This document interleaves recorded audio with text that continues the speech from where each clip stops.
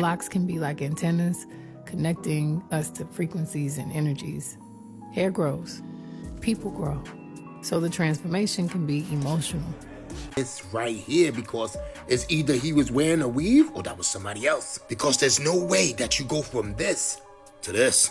Shut up! How did he do that?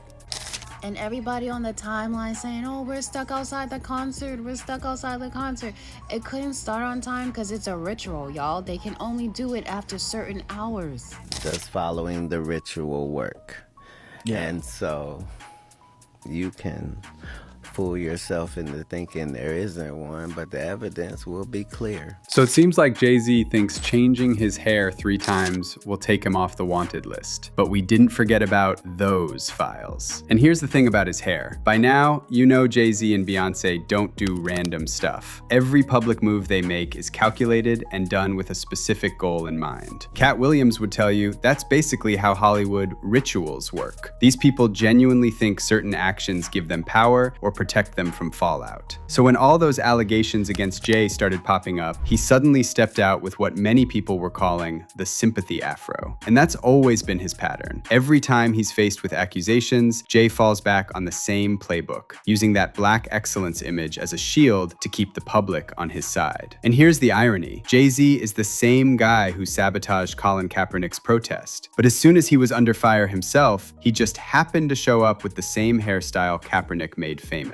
Kaepernick's afro wasn't just a look. It became a symbol of pushing back against the system, a deliberate rejection of the NFL's corporate machine, and it literally cost him his career. Jay-Z, on the other hand, turned around and partnered with the NFL for a massive entertainment deal, basically undercutting everything Kaepernick stood for. And that actually lines up with what those Jeffrey E. files say, that Jay-Z works as a puppet for the system to keep black people from rebelling. There's an email from former Barclays CEO Jess Staley to Jeffrey, dated February 3rd, 2014. Staley was writing about the anti-corruption protests happening in Brazil at the time, and he reassured Jeffrey that something like that would never go down in the US because, in his words, black protesters had already been bought off by Jay-Z. The email said, "You want to know why we are not Sao Paulo? Watch the TV ads on the Super Bowl. It's all about hip blacks in hip cars with white women. The group that should be in the streets has been bought off by Jay-Z." So basically, Staley was saying that entertainment events like the Super Bowl are designed to pacify black people. And Jay-Z is the gatekeeper, the one making sure the people who should be out in the streets stay home watching the show instead of tearing things down. Colin Kaepernick was the complete opposite of that, and that's exactly why they shut him down. Now, fast forward to today, and Jay shows up with the exact same visual Kaepernick had, that big, graying afro. But this wasn't some organic shift. It looked more like a gatekeeper trying to borrow the cultural protection. I mean, think about it. This is a guy who runs Rock Nation, operating at the very top of the corporate music machine. But the moment he starts catching heat, whether for undermining grassroots movements, or for his ties to people like Diddy and Harvey Weinstein, or for cozying up to Trump's daughter and son-in-law, suddenly his whole look changes. Out of nowhere, he ditched the tailored billionaire suits and started rocking a worn-in jacket, dark shades, and this big afro, copying the old-school black radical look. But let's be real, there's nothing radical about Jay-Z. It's all visual propaganda. And then, to top it off, he drops that freestyle where he goes after Drake, Nicki, Jaguar Wright, and pretty much anybody who had something to say about him. That lady back on the stuff, she sound like she in love with him. Her kid can't even take their kids. Enough of them. Update, the jig is up.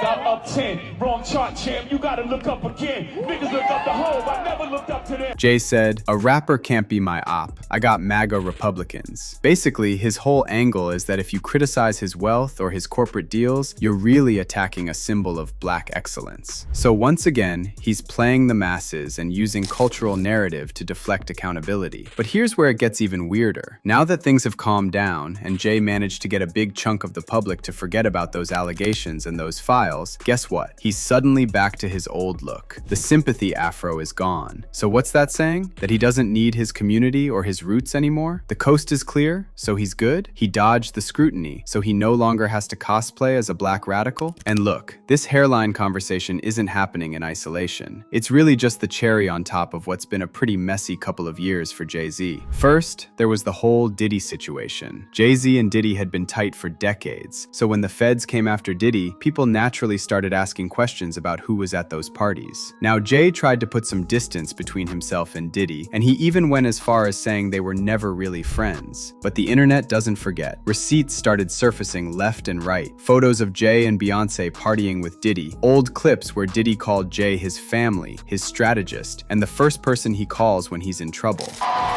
And this is extended family. You've been there with me through my ups and downs. Yes, sir. Whenever I get in trouble, this is the one I call. It's my strategist right here.